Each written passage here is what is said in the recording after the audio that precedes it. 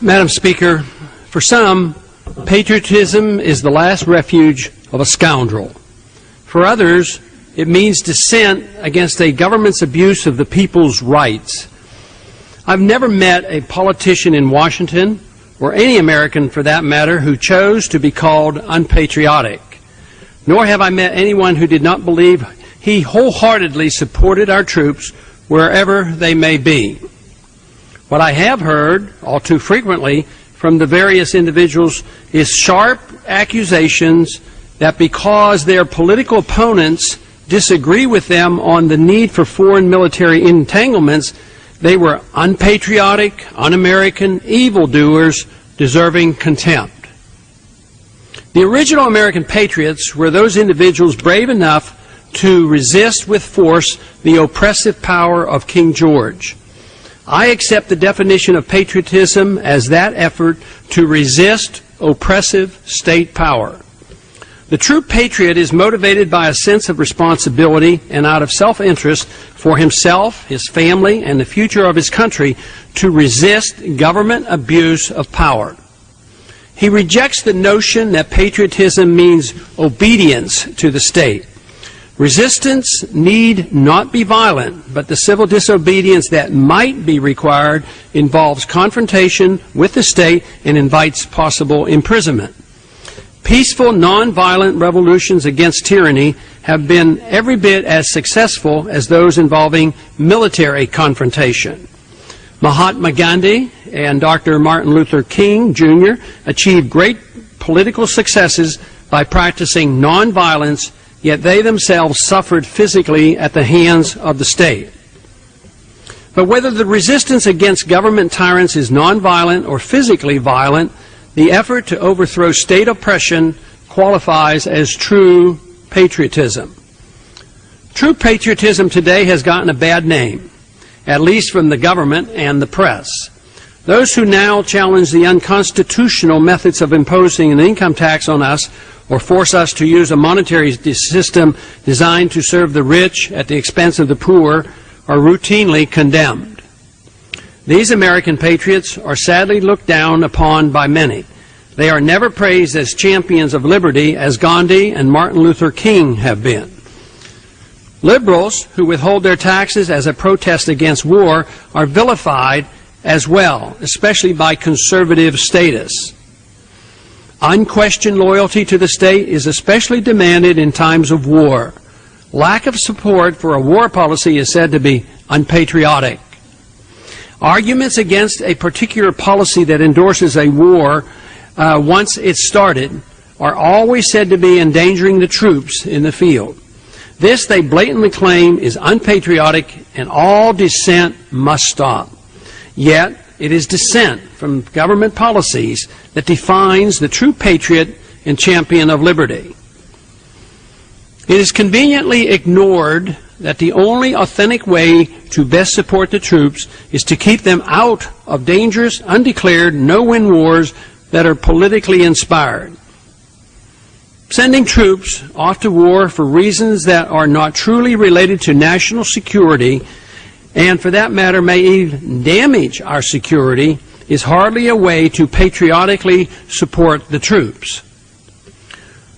Who are the true patriots? Those who conform or those who protest against wars without purpose?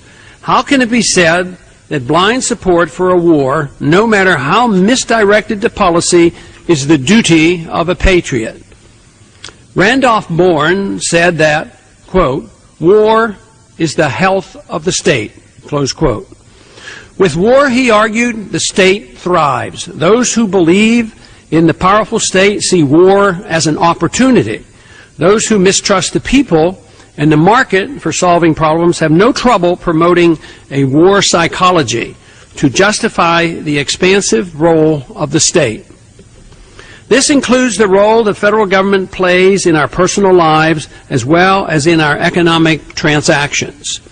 And certainly the neoconservative belief that we have a moral obligation to spread American values worldwide through force justifies the conditions of war in order to rally support at home for the heavy hand of government.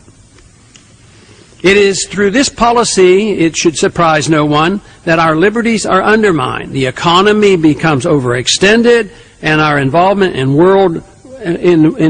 worldwide becomes prohibited. Out of fear of being labeled unpatriotic, most citizens become compliant and accept the argument that some loss of liberty is required to fight the war in order to remain safe. This is a bad trade-off in my estimation, especially when done in the name of patriotism. Loyalty to the state and to autocratic leaders is substituted for true patriotism. That is, a willingness to challenge the state and defend the country, the people, and the culture. The more difficult the times, the stronger the admonition becomes that the leaders be not criticized. Because the crisis atmosphere of war supports the growth of the state, any problem invites an answer by declaring war, even on social and economic issues. This elicits patriotism in support of various government solutions while enhancing the power of the state. Faith in government coercion and a lack of understanding of how free societies operate encourages big government liberals and big government conservatives to manufacture a war psychology to demand political loyalty for domestic policy, just as is required in foreign affairs. The long-term cost in dollars spent and liberties lost is neglected as immediate needs are emphasized. It is for this reason that we have multiple perpetual wars going on simultaneously. Thus, the war on drugs, the war against gun ownership, the war against poverty, the war against illiteracy, the war against terrorism, as well as our foreign military entanglements are endless. All this effort promotes the growth of statism at the expense of liberty. A government designed for a free society should do the opposite, prevent the growth of statism and preserve liberty.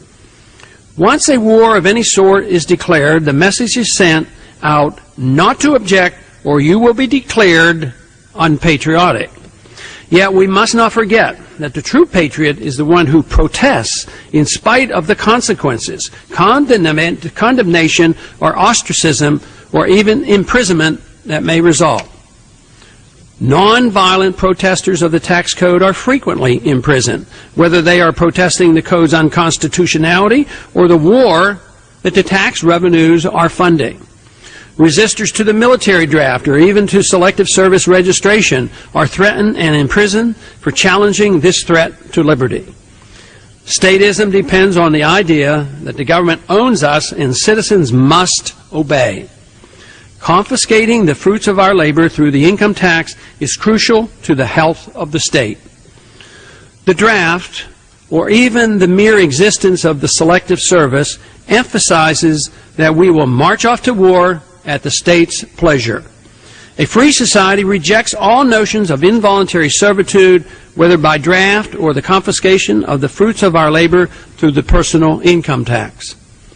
A more sophisticated and less well-known technique for enhancing the state is the manipulation and transfer of wealth through the fiat monetary system operated by the secretive Federal Reserve. Protesters against this unconstitutional system of paper money are considered unpatriotic criminals and at times are imprisoned for their beliefs.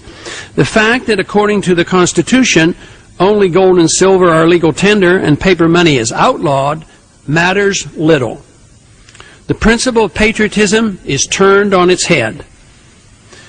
Whether it's with regard to the defense of welfare spending at home, confiscatory income tax, or an immoral monetary system, or support for a war fought under false pretense without a legal declaration, the defenders of liberty and the Constitution are portrayed as unpatriotic, while those who support these programs are seen as the patriots. If there's a war going on, supporting the state's effort to win the war is expected at all cost. No dissent. The real problem is that those who love the state too often advocate policies that lead to military action. At home, they are quite willing to produce a crisis atmosphere and claim a war is needed to solve the problem. Under these conditions, the people are more willing to bear the burden of paying for the war and to carelessly sacrifice liberties which they are told is necessary. The last 6 years have been quite beneficial to the health of the state, which comes at the expense of personal liberty. Every enhanced unconstitutional power of the state can only be achieved at the expense of individual liberty. Even though every war in which we have been engaged, civil liberties have suffered, some have been restored after the war ended, but never completely. This has resulted in a steady erosion of our liberties over the past 200 years. Our government was originally designed to protect our liberties, but it has now instead become the usurper of those liberties. We currently live in the most difficult of times for guarding against an expanding central government with a steady erosion of our freedoms. We are continually being reminded that 9/11 has changed everything. Unfortunately, the policy that needed most to be changed, that is, our policy of foreign interventionism, has only been expanded. There is no pretense any longer that a policy of humility in foreign affairs, without being the world's policeman and engaging in nation building, is worthy of consideration. We now live in a post-9/11 America where our government is going to make us safe no matter what it takes. We're expected to grin and bear it and adjust to every loss of our liberties in the name of patriotism and security. Though the majority of Americans initially welcomed the declared effort to make us safe and were willing to sacrifice for the cause, more and more Americans are now becoming concerned about civil liberties being needlessly and dangerously sacrificed. The problem is that the Iraq War continues to drag on and a real danger of its spreading exists. There's no evidence that a truce will soon be signed in Iraq or in the war on terror or the war on drugs. Victory is not even definable. If Congress is incapable of declaring an official war, it's impossible to know when it will end. We have been fully forewarned that the world conflict in which we are now engaged will last a long, long time. The war mentality and the pervasive fear of an unidentified enemy allows for a steady erosion of our liberties, and with this, our respect for self-reliance and confidence is lost. Just think of the self-sacrifice and the humiliation we go through at the airport screening process on a routine basis. Though there's no scientific evidence of any likelihood of liquids and gels being mixed on an airplane to make a bomb, billions of dollars are wasted throwing away toothpaste and hairspray and searching old women in wheelchairs. Our enemies say boo and we jump, we panic, and then we punish ourselves. We're worse than a child being afraid of the dark. But in a way, the fear of indefinable terrorism is based on our inability to admit the truth about why there is a desire by a small number of angry, radical Islamists to kill Americans. It's certainly not because they are jealous of our wealth and freedoms. We fail to realize that the extremists, willing to sacrifice their own lives to kill their enemies, do so out of a sense of weakness and desperation over real and perceived attacks on their way of life, their religion, their country, and their natural resources. Without the conventional diplomatic or military means to retaliate against these attacks and an unwillingness of their own government to address the issue, they resort to the desperation tactic of suicide terrorism. Their anger toward their own governments, which they believe are co-conspirators with the American government, is equal to or greater than that directed toward us. These errors in judgment, in understanding the motive of the enemy, and the constant fear that is generated have brought us to this crisis where our civil liberties and privacy are being steadily eroded in the name of preserving national security. We may be the economic and the military giant of the world, but the effort to stop this war on our liberties here at home in the name of patriotism is being lost. The erosion of our personal liberties started long before 9/11, but 9/11 accelerated the process. There are many things that motivate those who pursue this course, both well-intentioned and malevolent. But it would not happen if the people remained vigilant, understood the importance of individual rights, and were unpersuaded that a need for security justifies the sacrifice of liberty, even if it's just now and then.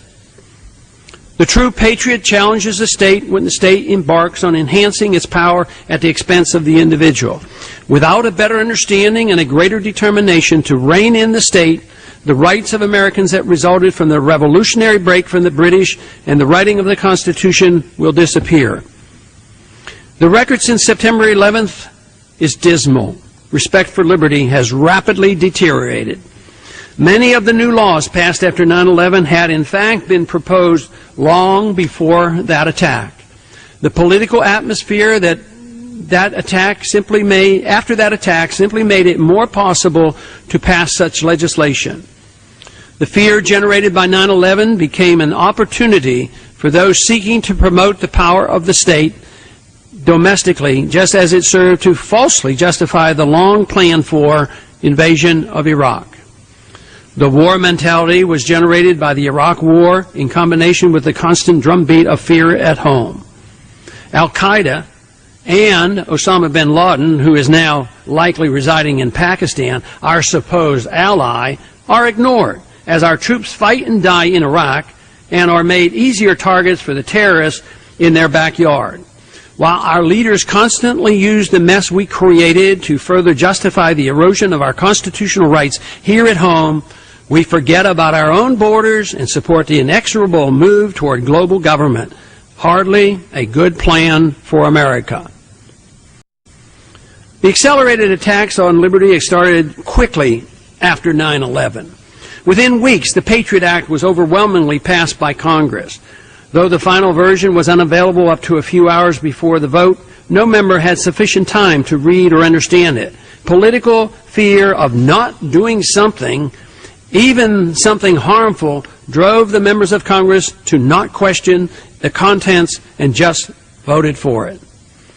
A little less freedom for a little more perceived safety was considered a fair trade-off, and the majority of Americans applauded. The Patriot Act, though, severely eroded the system of checks and balances by giving the government the power to spy on law-abiding citizens without judicial supervision. The several provisions that undermine the liberties of all Americans include sneak and peek searches, a broadened and more vague definition of domestic terrorism, allowing the FBI access to libraries and bookstore records without search warrants or probable cause, easier FBI initiation of wiretaps and searches, as well as roving wiretaps, easier access to information on American citizens' use of the Internet, and easier access to email and financial records of all American citizens. The attack on privacy has not relented over the past 6 years.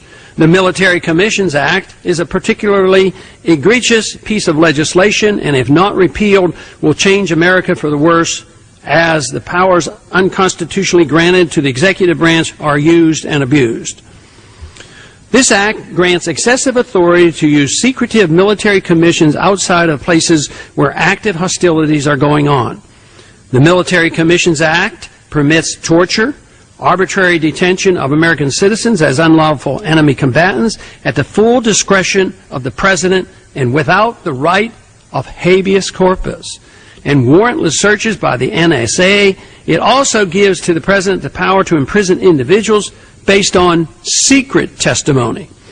Since 9/11, presidential signing statements designating portions of legislation that the President does not intend to follow, though not legal under the Constitution, have enormously multiplied. Unconstitutional executive orders are numerous and mischievous and need to be curtailed. Extraordinary rendition to secret prisons around the world has been widely engaged in, though obviously extra-legal. A growing concern in the post-9/11 environment is the federal government's list of potential terrorists based on secret evidence. Mistakes are made, and sometimes it is virtually impossible to get one's name removed, even though the accused is totally innocent of any wrongdoing. A national ID card is now in the process of being implemented. It's called the Real ID card and is tied to our Social Security numbers and our state's state driver's license. If Real ID is not stopped, it will become a national driver's license ID for all Americans. We will be required to carry our papers. Some of the least noticed and least discussed changes in the law were the changes made to the Insurrection Act of 1807 and to Posse Comitatus by the Defense Authorization Act of 2007. These changes pose a threat to the survival of our republic by giving the President the power to declare martial law for as little reason as to restore public order. The 1807 Act severely restricted the President in his use of the military within the United States borders, and the Posse Comitatus Act of 1878 strengthened these restrictions with strict oversight by Congress. The new law allows the President to circumvent the restrictions of both laws. The Insurrection Act has now become the, quote, Enforcement of the Laws to Restore Public Order Act, close quote. This is hardly a title that suggests that the authors cared about or understood the nature of a constitutional republic. Now, martial law can be declared not just for insurrection, but also for natural disasters, public health reasons, terrorist attacks or incidents, or for the vague reason called other conditions. The President can call up the National Guard without congressional approval or the governor's approval, and even send these state guard troops into other states. The American Republic is in remnant status.